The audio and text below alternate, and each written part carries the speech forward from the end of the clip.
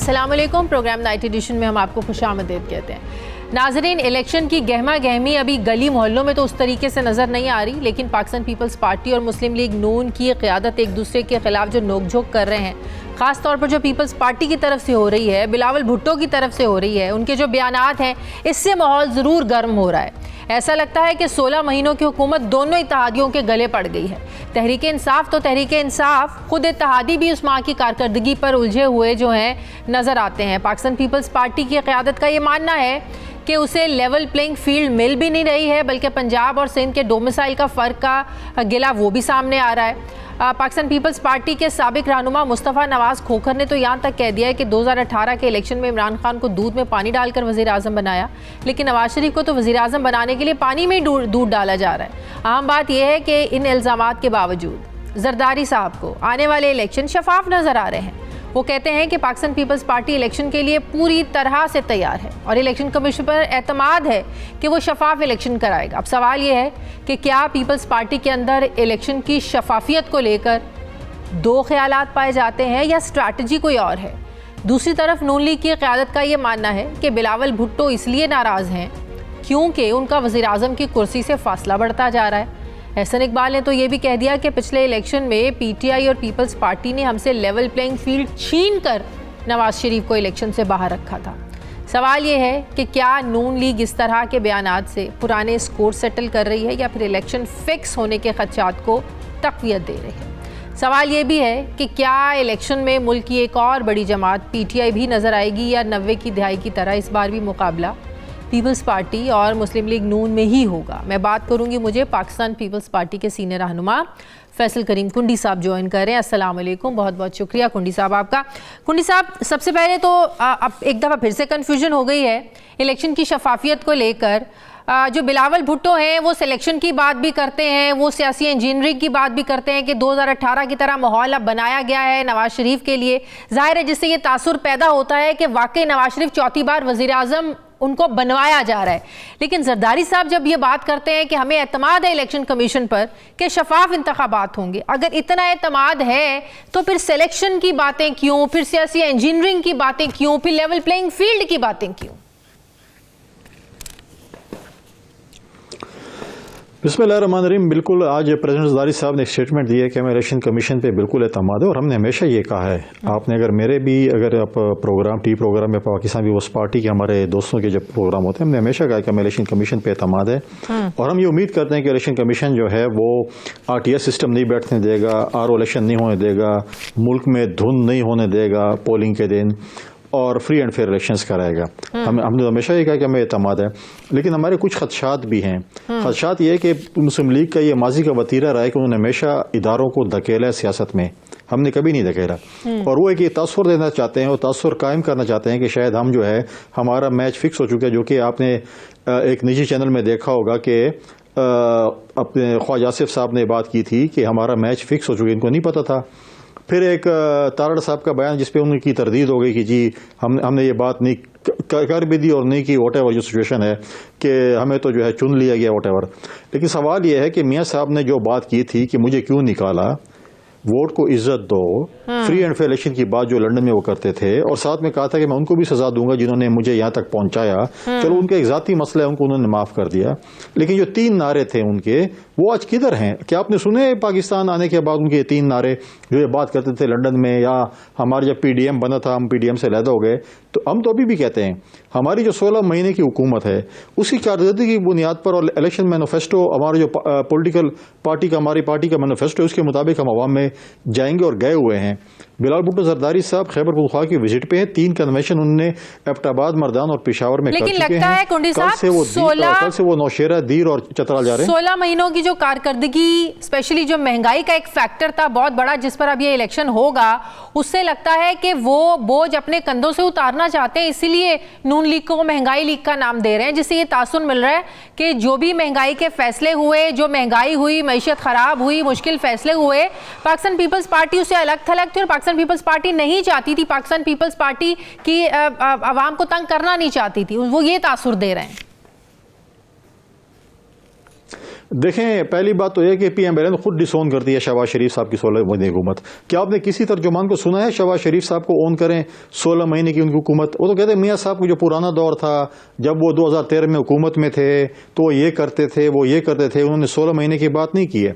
हम ये कह रहे हैं कि हमारे पास जो वजारतें थी, चाहे वजारत खारजा थी, चाहे पॉवर्टी एलिवेशन थी, चाहे हेल्थ थी, चाहे बाकी ओवरसीज थी, जो भी है, हम बिल्कुल हम कैबिनेट के मेंबर थे, हम उनके साथ बराबर के शरीक थे, हमने मुल्क को डिफॉल्ट से बचाया। लेकिन प्रॉब्लम यह है कि वजीर आजम और वजीर खजाना उनके थे, हम मशवरे बिल्कुल देते थे। आसिफ अली जरदारी साहब ने जब मशवरा दिया, जब क्रशिंग सीजन शुरू हुआ चीनी का, तो उन्होंने कहा आप चीनी एक्सपोर्ट कर लें, ज़र मुबादला कमा लें। लेकिन उसके बाद जब हुआ, जब जरूरत नहीं थी करने की, उस वक्त हुआ।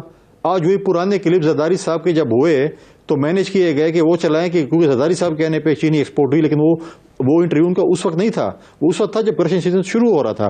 लिहाजा हम तो कहते हैं कि आए मैदान में, हम तो अवाम में मौजूद तो हैं। इसका मतलब है कैबिनेट में आप जो महंगाई के फैसले थे, आपके वुज़रा अपोज करते थे उनको? देखिए, हमने तो तनख्वाह में भी 50% इजाफे की बात की थी कि 50% जो है इजाफा किया जाए, लेकिन मुश्किल से 35% हुआ। हमने बेनजीर इनकम सपोर्ट प्रोग्राम में जो किस्त उनको 7,000 की मिलती थी, हमने 9,000 कर दी। बच्चों को उनके जो वजीफा था ट्यूशन स्कूल फीस, वो जो हमने बच्ची के जो है 2,000 से 2,500 किए, बच्चे के 1,500 से 2,000 किए। आप देखिए कितना उसमें अरबों रुपए मतलब है कि उसके अंदर वो हुए होंगे। लेकिन आवाम को रिलीफ देने के लिए हमने की थी कि आवाम को रिलीफ मिले, गरीब को रिलीफ मिले। उमरा, हम अभी भी कहते हैं कि उमरा पे टैक्स लगाएं और मिडिल क्लास और गरीब लोगों को जो है सहूलियात दें। आप कहते हैं नहीं, उमरा पे टैक्स नहीं होना चाहिए, अगर उमरा पे टैक्स नहीं होगा तो अब कहां से टैक्स होगा? लिहाजा हम यही चाहते हैं कि उमरा को टैक्स के नेट जोन में लाएं, गरीब को सहूलियात दें, आप मिडिल क्लास को सहूलियात दें, आप किसानों को सहूलियात दें।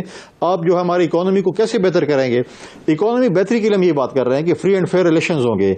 अगर सिलेक्शंस होगी और पॉलिटिकल पार्टीज ये समझेंगे सिलेक्शन हुई है, तो उस वक्त की अपोजिशन जमातें हुकूमत के साथ कोई ताउन नहीं करी इकोनॉमिकल स्टेबिलिटी के लिए। आप लोग तो समझ रहे हैं, लिहाजा हम कहते हैं कि अभी समझने का कोई मौका है या अभी समझना बाकी है? आप लोग तो शायद समझ चुके हैं कि सिलेक्शन हो चुकी है। देखिए 2-3 चीजें, जैसे मैंने कहा कि मुस्लिम लीग हमेशा इदारों को धकेलती है सियासत में। जब नवाज शरीफ साहब को सी ऑफ किया गया, यूके से हाई कमिश्नर ने सी ऑफ किया, यहाँ पर जो सिविलियन इदारों ने उनको जिस किस्म की उनके साथ बर्ताव किया जा रहा है, क्या साबिक वज़ीर आज़म जो बाकी हैं उनके साथ हो रहा है? हम कहते हैं अच्छी बात है, नवाज शरीफ के साथ आप कर रहे हैं। क्या आप ये जो है हमारे जो थे शहबाज शरीफ साहब, या आप चौधरी शुजात साहब की बात करें, या गिलानी साहब की आप बात करें, या जो है वो परदेश की बात करें, क्या उन वज़ीर आज़म के साथ भी साहब के साथ ये हो रहा है? अगर हो रहा है तो फिर ठीक है, अच्छी बात है, सबके साथ होना चाहिए। अगर एक शख्स के साथ हो रहा है तो गलत हो रहा है। तो आप देखें, अगर इतने कामयाब जल्द से हो गए, PMLN के दोस्त कहते हैं हमने 120 सीटें पंजाब में जीत ली, फिर बैसाखियों के सारे क्यों ढूंढ रहे हैं? कभी MQM के पास भाग रहे हैं, कभी तो सिंध में भाग रहे हैं ना। सिंध में तो ऑफ कोर्स वो इतने स्ट्रांग नहीं है, वो बलूचिस्तान में जाहिर है उनको सहारा चाहिए, उन्हें KP में सहारा चाहिए। हाँ, जिस तरह सिंध में पाकिस्तान पीपल्स पार्टी ने हमेशा हुकूमत बनाई है, इस तरह पंजाब भी मुस्लिम लीग नून का गढ़ है। तो सहारे आप लोगों को भी KPK में चाहिए होंगे, सहारे आप लोगों को भी बलूचिस्तान में चाहिए होंगे, सहारे आपको पंजाब में चाहिए होंगे। हाँ, अगर कहीं नहीं चाहिए होंगे तो सिंध में नहीं चाहिए होंगे। तो ये हर पार्टी का एक सूबा जाहिर है गढ़ होता है। देखिए हम सियासी पार्टियों के साथ इत्तेहाद करने शायद न जाएं, हम शायद मे भी कहीं ना कहीं सी एडजस्टमेंट, लोकल एडजस्टमेंट हम करें। हम इत्तेहाद बनाएंगे इंशाल्लाह इलेक्शन के बाद नंबर गेम पे, और वो जब इत्तेहाद बनेगा उसमें पाकिस्तान पीपल्स पार्टी का वजीर आजम बनेगा। देखिए अब ये अगर इतने हैं, अब तो जब 8 फरवरी को बक्से रखे जाएंगे फिर पता चलेगा ना कि पंजाब वाले कितने PMLN को पसंद करते हैं। जब वोट गिने जाएंगे और हकीकी वोट गिने जाएंगे, फिर आप देखेंगे कि पंजाब वाले कितने पसंद करते हैं, वो आपको पता चल जाएगा कि कितना पसंद करते हैं। लिहाजा ये चीजें जो हैं, अब जो आपने कहा, अपने एहसन इकबाल साहब ने बात की 2013 के हवाले से, क्या बिलावल या आसिफ अली जरदारी साहब ने काला कोट पहना था सुप्रीम कोर्ट जाने के लिए? हमने तो नहीं पहना था काला कोट। अगर एहसन इकबाल साहब को पता हो काला कोट किसने सिलवाया था, क्यों सिलवाया था, किसके लिए सिलवाया था, क्यों गए थे, तो फिर उसका भी जवाब दें। जब आप सवाल करेंगे तो जवाब भी आपको मिलेगा। आप अगर कहेंगे कि सवाल होगा और जवाब नहीं देंगे तो फिर बहुत सी, अगर हम कहते हैं कि माजी में नहीं जाना चाहिए, बिलावल साहब कहते हैं माजी की सियासत को छोड़ें, मुस्तकबिल की बात करें, नौजवानों को आगे लेकर आएं। बहुत बहुत शुक्रिया। पाकिस्तान पीपल्स पार्टी के सीनियर फैसल करीम कुंडी साहब मेरे साथ थे, बहुत शुक्रिया। मुझे ब्रेक लेनी है नाज़रीन, वापस आते हैं छोटे से वक्फे के बाद।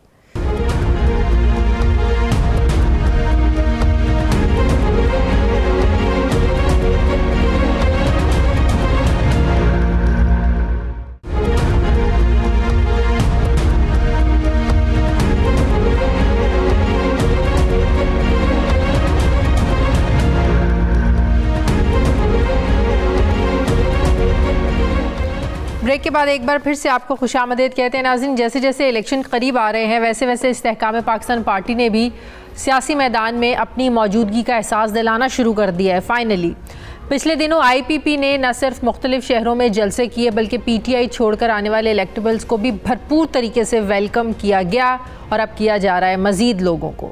अभी कल ही मुस्लिम लीग नून और PTI के यूथ विंग्स के 200 रहनुमाओं और वकला ने इस्तेहकाम पाकिस्तान पार्टी में शमूलियत इख्तियार की और आज PTI के साबिक रुकन कौमी असम्बली अली नवाज़ अवान भी IPP उन्होंने आज ज्वाइन कर ली, जिसके बाद IPP रहनुमाओं की तरफ से ये दावा किया जा रहा है कि IPP पर सियासी क़यादत के साथ सियासी कारकुन भी अब एतमाद का इजहार कर रहे हैं। अली नवाज़ की शमूलियत के चंद घंटों बाद ही आसिफ नकई भी साबिक सूबाई रुकन असम्बली वो भी आज उन्होंने IPP ज्वाइन कर ली। IPP का कहना है कि यही वो एतमाद है जिसकी वजह से कल पार्टी तर्जुमान फिरदौस आशिक अवान ने भी एक शो में दावा किया कि अगले इलेक्शन में हुकूमत बनाने में तुर्क का पत्ता IPP ही होगी। फिरदौस आशिक अवान साहिबा ने यह दावा लीगी रहनुमा राना सनाउल्लाह के दावे के जवाब में किया है, जिसमें उन्होंने कहा था कि मुस्लिम लीग नून पंजाब में कौमी असम्बली की 141 सीटों में से 125 सीटें जीत जाएगी। अब सवाल यह है कि मुस्लिम लीग नून और IPP पंजाब का महाज फतह करने का ख्वाब तो देख रहे हैं, ज़ाहिर है कोशिश भी कर रहे हैं, लेकिन क्या वो ये हकीकत समझते हैं या भूल रहे हैं कि मुश्किलात में घिरी PTI की आज भी अवाम में जड़ें मजबूत हैं? क्या ये दोनों जमातें PTI के मैदान में होते हुए अपनी जीत के दावों को सच कर पाएंगी या फिर ये जमातें यकीन कर बैठी हैं कि मैदान खाली है और ख़ाली ही रहेगा? सवाल ये भी है कि IPP में जितने भी इलेक्टेबल्स हैं वो सारे PTI से हैं। जब पिछली बार इलेक्शन हुए तो उनके साथ तहरीक इंसाफ और उनके लीडर का नाम जुड़ा था, जो ज़ाहिर है अब मुयस्सर नहीं है।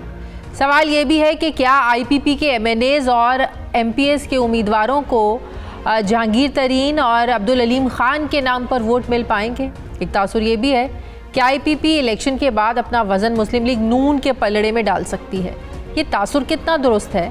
मौजूदा सियासी मंजरनामे और लेवल प्लेइंग फील्ड को लेकर IPP कहाँ खड़ी है, क्या सोचती है? क्या इनके भी कोई तहफ़्फ़ुज़ात हैं? मैं बात करूँगी।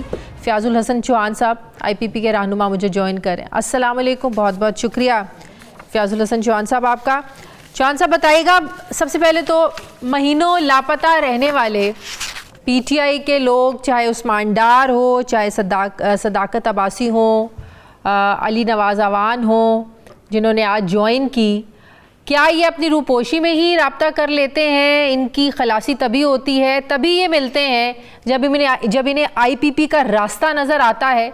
क्या गुमशुदगी में, रूपोशी में ही आप लोगों से रब्ते करने शुरू कर देते हैं? बिस्मिल्लाहिर्रहमानिर्रहीम।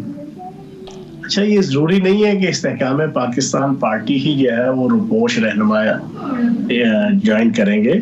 शीरी मज़ारी की मिसाल आपके सामने है, अली जैदी की मिसाल आपके सामने है, फवाद चौधरी की मिसाल आपके सामने है, असद उमर साहब की मिसाल आपके सामने है, और इस तरह की ना असद उमर रूपोश हुए, ना वो लापता हुए, ना अली जैदी लापता हुए।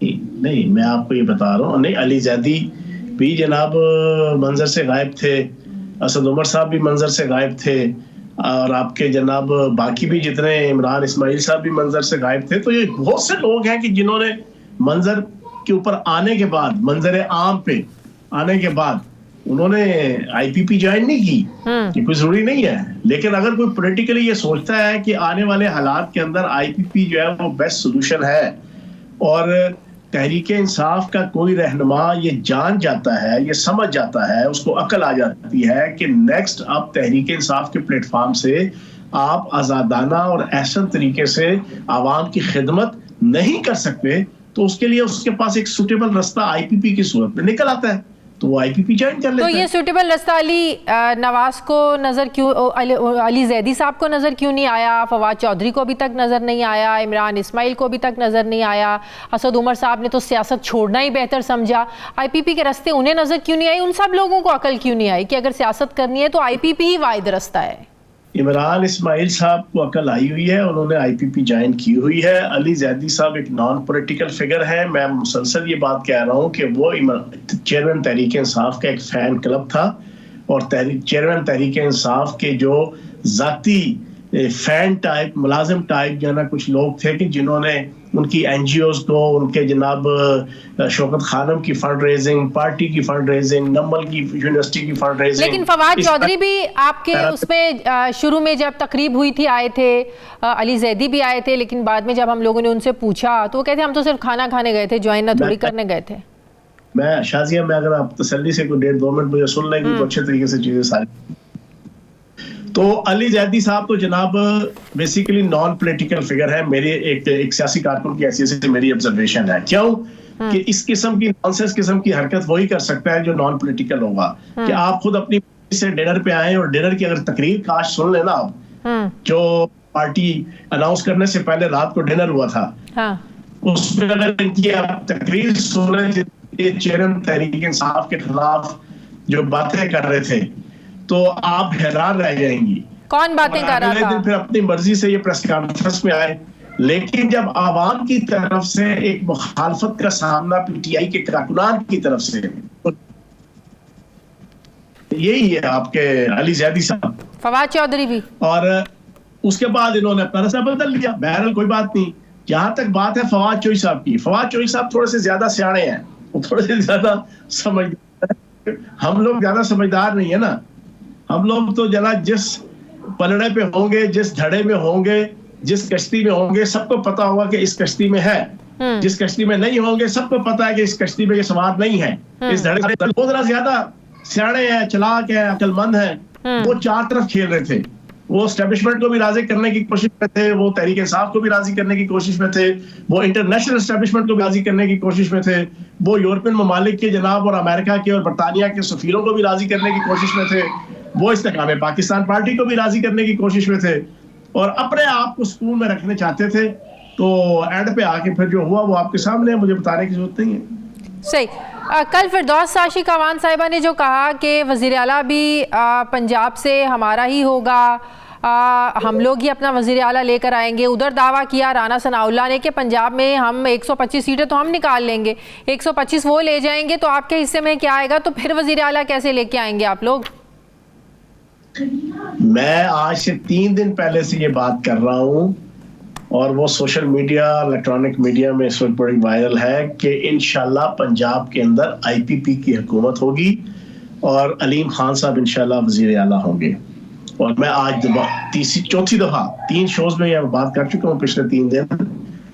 आज आपके बगैर किसी के साथ इत्तेहाद किए हुए, बगैर किसी को अपने साथ मिलाए हुए तनहा आईपीपी हुकूमत बनाएगी, आप ये कह रहे हैं? किसी से इत्तेहाद करने की जरूरत भी नहीं पड़ेगी? आपकी इत्तला के लिए अर्ज है कि आईपीपी इत्तेहादी हुकूमत बनाएगी पंजाब के अंदर। सही। वजीर आला इंशाल्लाह अलीम खान साहब होंगे, आईपीपी का वजीर आला होगा। डिक्शन है, इसको आप नोट कर लें। और मैं 4 दिन से ये बात कह रहा हूँ। इत्तेहाद किसके साथ करेंगे? नून लीग तो कह चुकी है कि पंजाब में तो हम किसी के साथ इत्तेहाद नहीं करेंगे। इलेक्शन के बाद जनाब इंशाल्लाह नून लीग हमारी इत्तेहादी होगी पंजाब के अंदर। अच्छा, इतना ये भी सुन ले, ये मेरी प्रेडिक्शन है। ये मेरी प्रेडिक्शंस है। ये आप तो बिल्कुल शेख रशीद साहब वाली प्रेडिक्शंस देना शुरू हो गए। मैं शेख रशीद नहीं हूं। मैं जो बात करता हूं, आज तक जब जो बात कही है अल्लाह पाक के करम से वो मटेरियलाइज हुई है। बोंगी नहीं मारी कभी भी कि 3 महीने अगले पड़े आए मैं, 4 महीने अगले पड़े आए मैं, 6 हफ्ते अगले पड़े आए मैं, ठीक है ना। सारी लाइफ की अहम कहते गुजार दी। नहीं, मैंने जो कहा, मैंने मर्दमशुमारी के इशू पे जो कहा, मैंने इलेक्शन वक्त पे ना होने का जो कहा, सारी दुनिया उस वक्त कह रही थी कि इलेक्शन नवंबर में होंगे। मैंने कहा हो ही नहीं सकता पाकिस्तान में नवंबर में इलेक्शन हो। मैं जून जुलाई में ये बात कह रहा था। वाह, अब मैं आपको बता रहा हूं पंजाब के अंदर इंशाल्लाह आईपीपी की हुकूमत होगी। बहुत शुक्रिया आपका। आईपीपी के फैजुल हसन चौहान साहब मेरे साथ। और नाजरीन, आज टीम ऑस्ट्रेलिया ने 3 के हिस्से को 6 में बदल दिया है। ये मैं गिनती नहीं है ये, बल्कि क्रिकेट के बादशाह बनने में आज क्रिकेट वर्ल्ड कप अगर भारत जीत जाता तो ये भारत की तीसरी फतह होती, क्योंकि भारत अपने इससे पहले 2 वर्ल्ड कप अपने नाम कर चुका है, लेकिन ऑस्ट्रेलियाई क्रिकेट टीम ने इसे अपनी 6ठी फतह बना लिया। इससे पहले ऑस्ट्रेलिया के पास सबसे ज़्यादा 5 वर्ल्ड कप थे। सोचें, कुल 13 वर्ल्ड कप के मुकाबलों में सबसे बड़े क्रिकेट के मुकाबलों में आधे यानी 6 एक टीम ने जब अपने नाम किए हों तो क्यों उसे क्रिकेट का बादशाह ना कहा जाए। आज इंडिया की ज़मीन पर 1,32,000 इंडियंस की मौजूदगी में टीम इंडिया को ऑस्ट्रेलिया ने यह बता दिया कि दुनिया में क्रिकेट का बादशाह कौन है। वो ऑस्ट्रेलियावी कप्तान पैट कमिंस ने फाइनल के इस मुकाबले में उतरने से पहले ये कहा था कि इससे बड़ा कोई और मज़ा नहीं कि स्टेडियम में मौजूद जो 1.25 लाख शायकीन हैं उनको चुप होने पर मजबूर कर दें, और उन्होंने ऐसा ही कर दिखाया। बड़े बड़े बॉलीवुड स्टार्स टीम इंडिया को सपोर्ट करने के लिए स्टेडियम में मौजूद थे, लेकिन ऑस्ट्रेलिया वालों ने किसी का ख्याल नहीं किया। स्टेडियम में कवरेज करने वाले जो कैमरामैन थे उनको समझ नहीं आ रहा था किसका सैड फेस दिखाएं, कोई खुश फेस नज़र ही नहीं आ रहा था, बड़े कम जोश व खरोश वाले फेस नज़र आ रहे थे, तो उनको भी समझ नहीं आ रही थी कि किसके चेहरे का फ्रेम बनाएं और किसका ना बनाएं। टीम इंडिया ने पहले खेलते हुए 240 रन बनाए, जिसे बड़ी आसानी से 4 विकेटों के नुकसान पर ऑस्ट्रेलिया की टीम ने 7 ओवर्स पहले ही पूरा कर लिया। जाहिर है इंडियन शायकीन की बर्दाश्त में ये नहीं था, उन्हें तो ऐसे लग रहा था जैसे कोई सांप ही सूंघ गया हो। टीम पाकिस्तान तो सेमीफाइनल से पहले ही वापसी की टिकटिंग करवा चुकी थी, लेकिन पाकिस्तानियों ने रिवायती हरीफ इंडिया की इस हार को ज़ाहिर है बड़ा इंजॉय भी किया है। ऑस्ट्रेलिया की जीत में पाकिस्तान क्रिकेट टीम के लिए ये पैगाम है कि जीत के लिए मैदान में कैसे उतरा जाता है। ये था हमारा आज का प्रोग्राम। नाज़रीन, फीडबैक ज़रूर दीजिए। मुझे इजाज़त दें, अपना ख्याल रखें। अल्लाह हाफ़िज़।